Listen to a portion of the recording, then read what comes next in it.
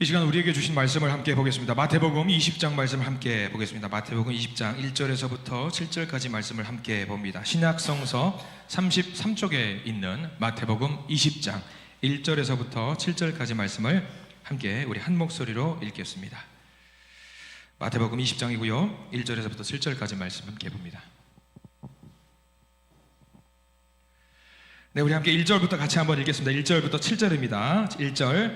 천국은 마치 품꾼을 얻어 포도원에 들여보내려고 이른 아침에 나간 집주인과 같으니 그가 하루 한 데나리온씩 품꾼들과 약속하여 포도원에 들여보내고 제3시에 나가보니 장터에 놀고 서 있는 사람들이 또 있는지라.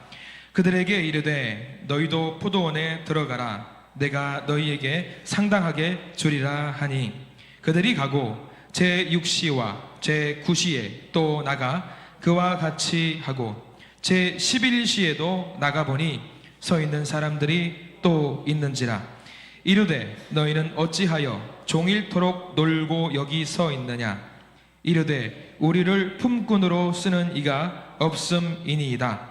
이르되 너희도 포도원에 들어가라 하니라. 아멘. 오늘 말씀 가운데 크신 은혜가 있길 간절히 소망합니다.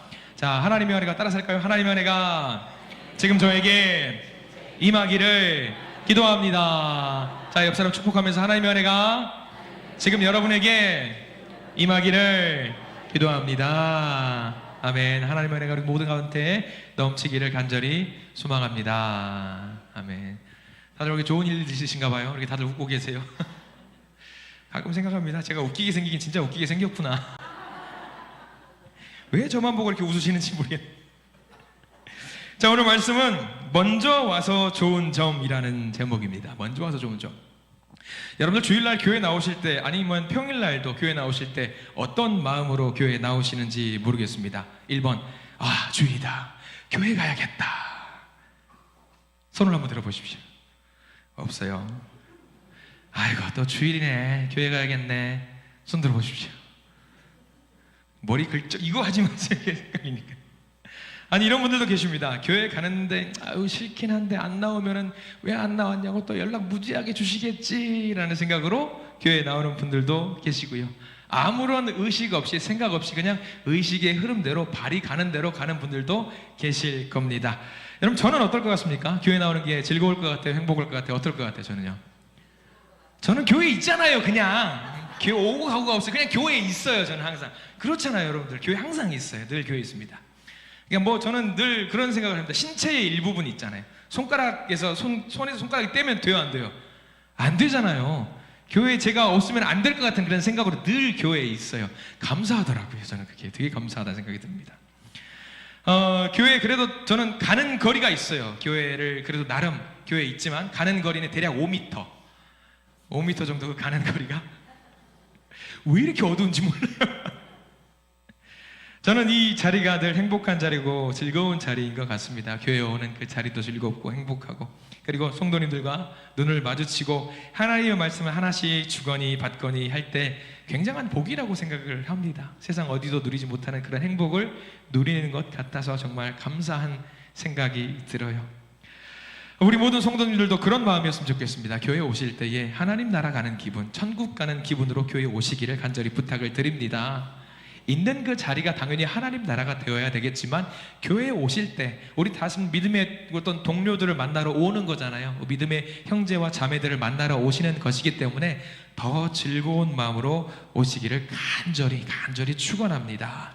오늘 말씀은 하나님 나라에 대한 이야기예요.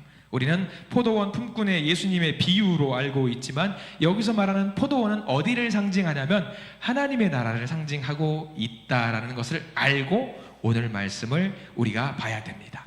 다들 너무나도 잘 알고 있는 말씀입니다. 한 포도원 주인이 일꾼을 구하기 위해서 이른 새벽부터 인력시장에 나갑니다. 그래서 사람을 데리고 오죠. 제일 먼저 만난 사람이 몇 시에 데리고 가는 거죠? 아침 6시에 사람을 데리고 가고요. 제일 마지막에 데리고 온 사람이 몇 시에 데리고 오냐면 오후 5시. 그러니까 여기서는 뭐 11시 뭐 이런 시간 있고 우리 시간으로 바꿔서 말하면은요, 제일 첫 번째 만난 일꾼이 6시. 그리고 제일 마지막에 만난 일꾼이 오후 5시, 그 사이에 몇 차례 더 일꾼들을 데리고 오고는 하지요. 자, 그런데 중요한 거는 우리 4절 말씀을 한번 잠깐 볼까요? 4절 말씀에는 이렇게 나와 있어요. 같이 한번 4절 말씀 읽어보겠습니다. 시작.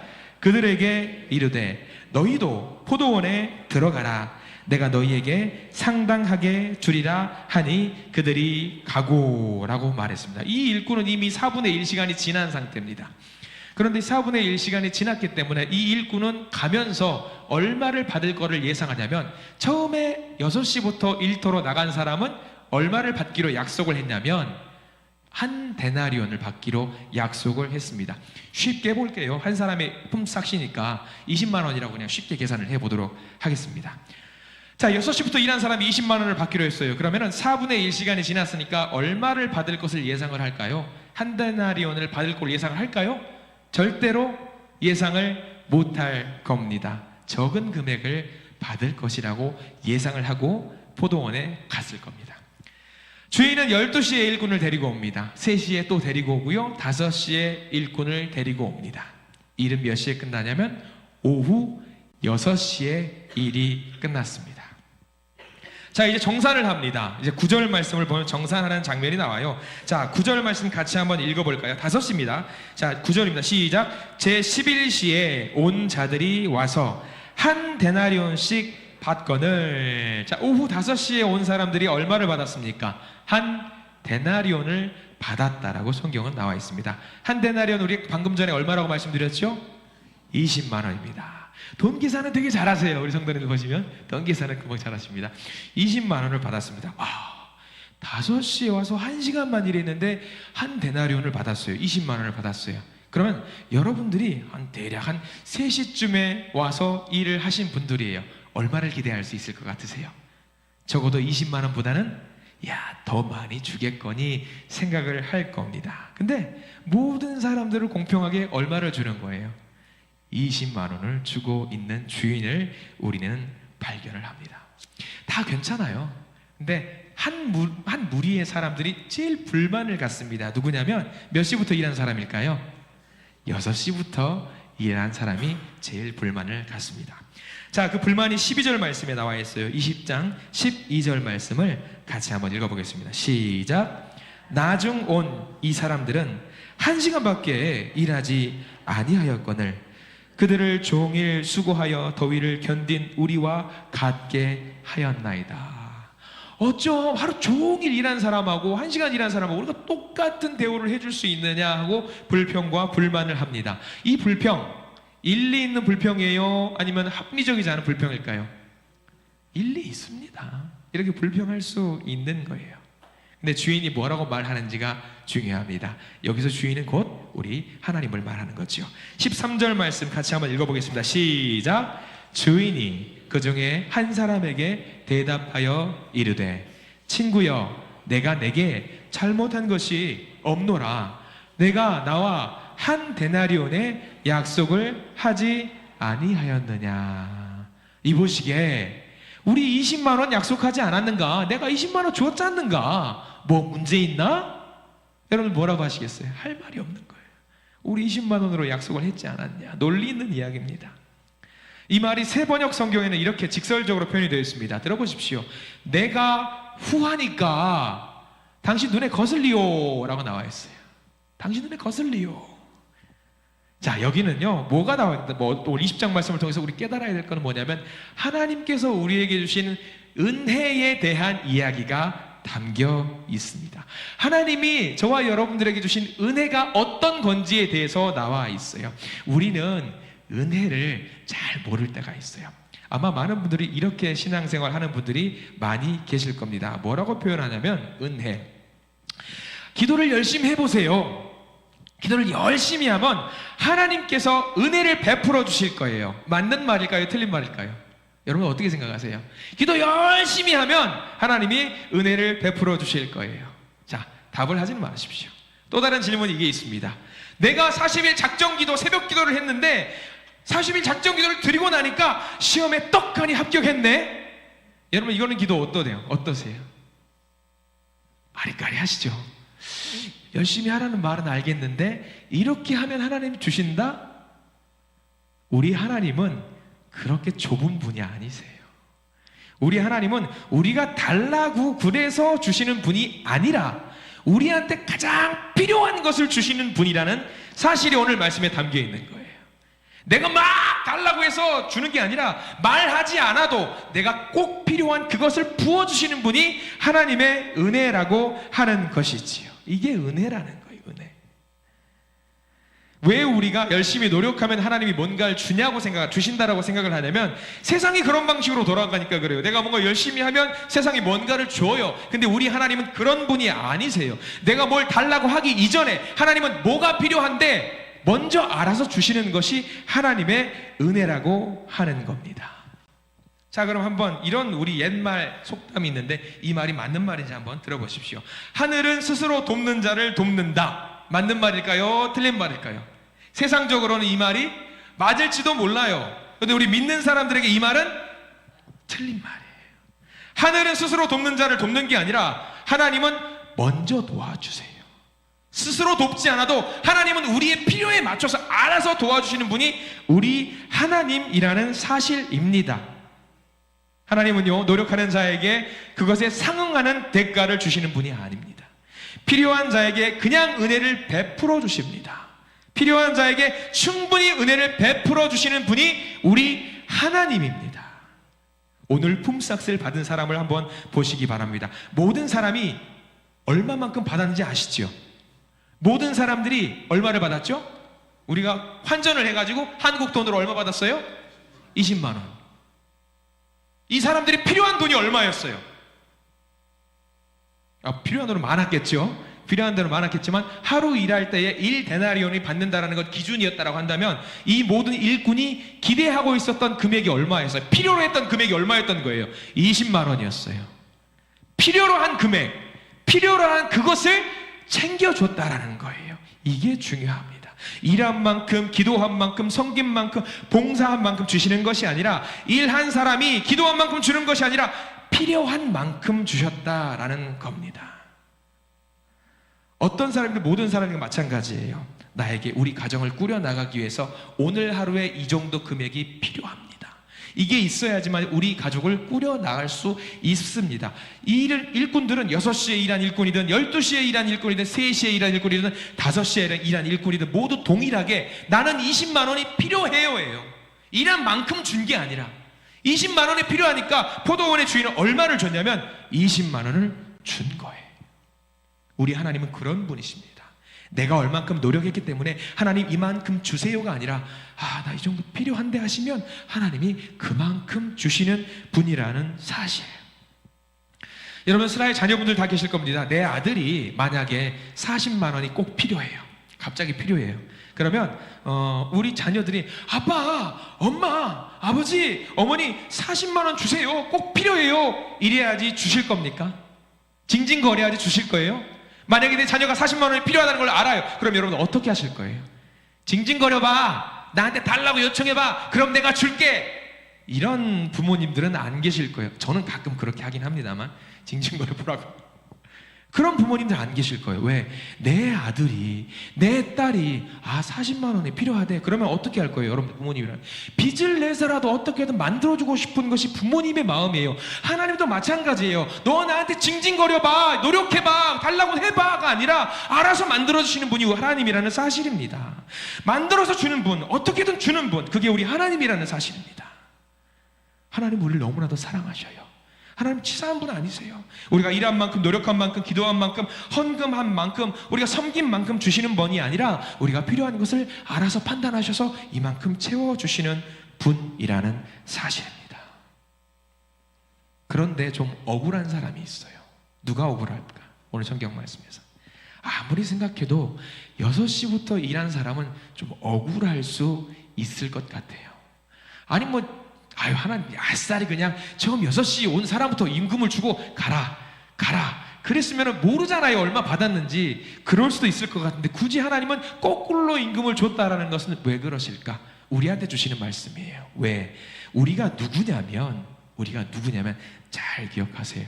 여기 계신 모든 분들은요, 새벽 아침 6시부터 일하러 나오신 분들이라는 사실입니다. 여러분, 그럼 억울하시죠? 억울하시죠?